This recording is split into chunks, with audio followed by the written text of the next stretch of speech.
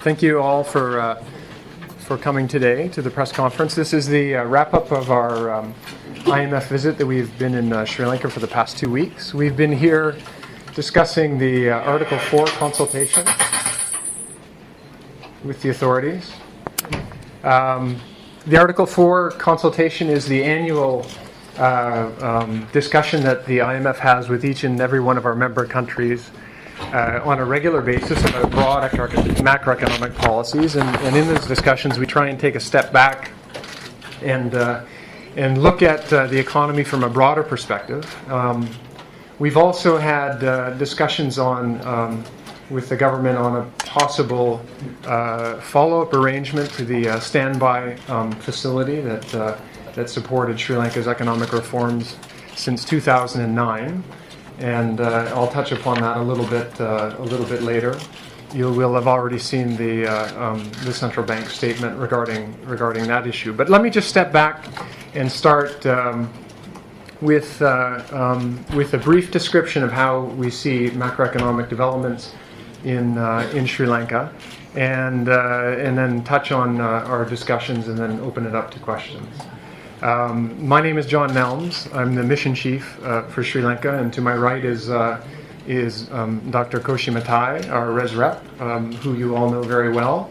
On my left is Mr. Yurionas. He is our fiscal expert, our fiscal economist. To his left is Mr. Joe Thornton. Mr. Thornton is our economist that looks at the external issues. And on my far right is Mr. Tulin.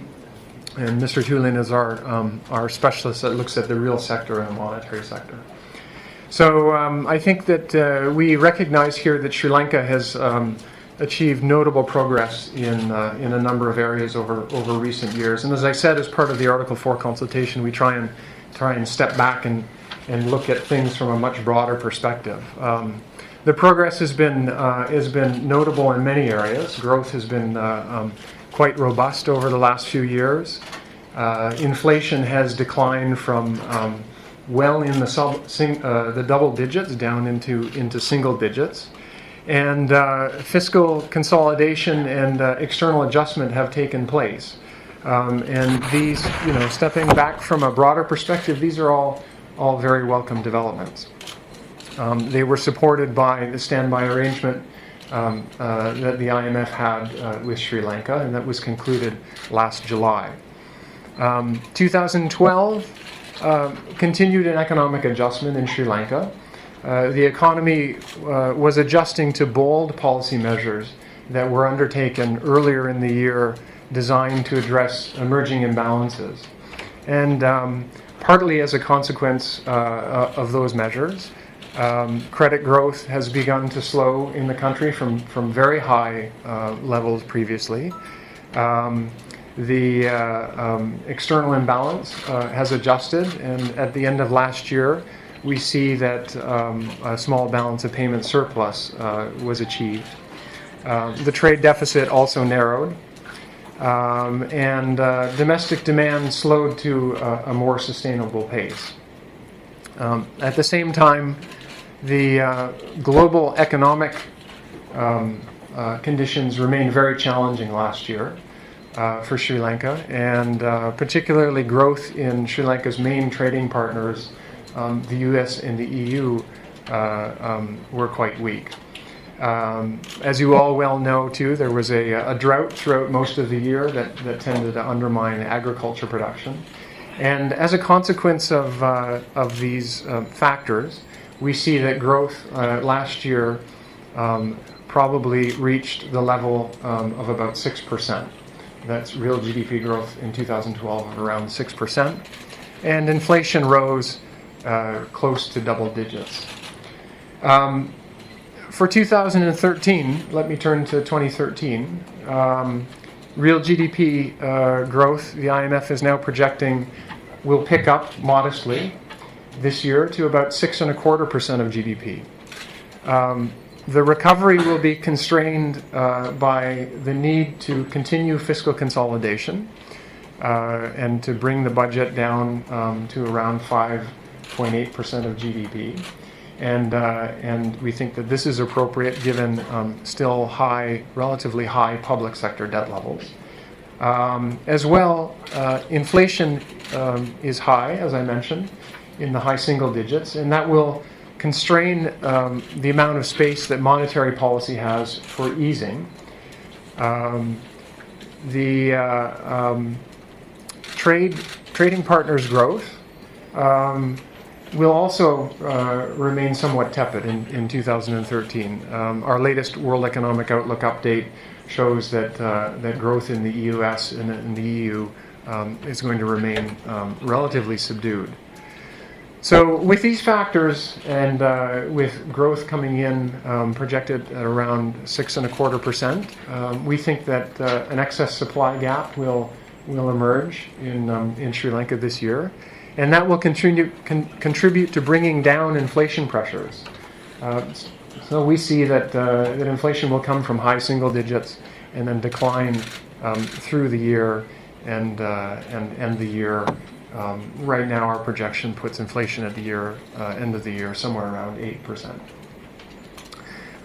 There has been a continued commitment to fiscal consolidation, and we think that this is commendable and highly appropriate. The budget last year, in 2012, was likely kept close to the target of 6.25% of GDP. It may have exceeded that slightly, but it's been kept very close to that 6.25% of GDP. Despite revenue weaknesses last year, revenue came in significantly below what had been budgeted and what had been expected as a consequence of slowing growth and as a consequence of the decline in imports, but also as a consequence of exemptions and challenges in tax administration. In order to maintain the trend on fiscal consolidation last year, expenditure was reduced, and there were payment delays that were pushed into 2013. The government's budget target for 2013 of 5.8% we think is appropriate, but given the revenue outlook, it will remain challenging to achieve.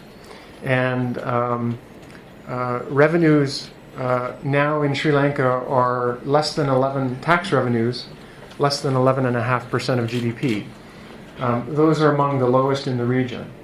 Now, this points to the need for concerted efforts to turn around that revenue ratio. And those efforts can focus on improving administration and tackling exemptions. We think that efforts in that direction will help to turn the trend of revenues.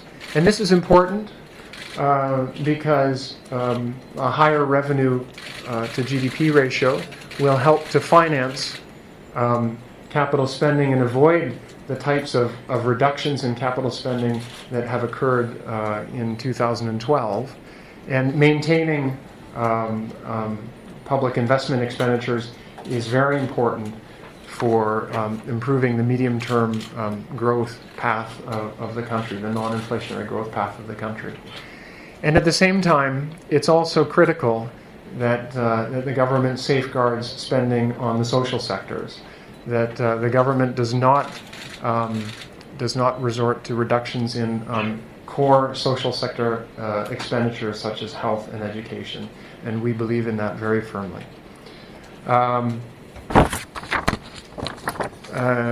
Regarding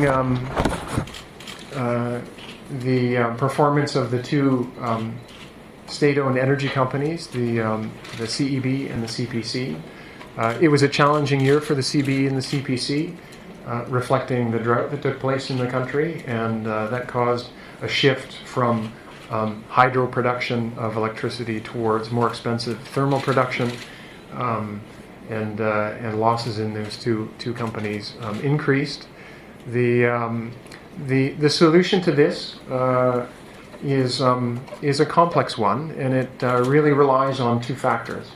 One is putting in place new forms of production and moving towards cheaper forms of production that rely less on fuel-based and that provide electricity production at more reasonable rates. But the other also is a need to adjust energy pricing to bring energy pricing in line with cost recovery. And our recommendation then would be to move towards an automatic price adjustment formula that changes electricity and fuel prices on a more continuous basis and avoids the need to do very large changes, which can be quite disruptive. And at the same time, we are also cognizant of the need when there are changes to domestic fuel prices, that those most vulnerable in society are provided some sort of protection, and designing protection mechanisms like that should really rely on cash transfers, not wholesale subsidies that can be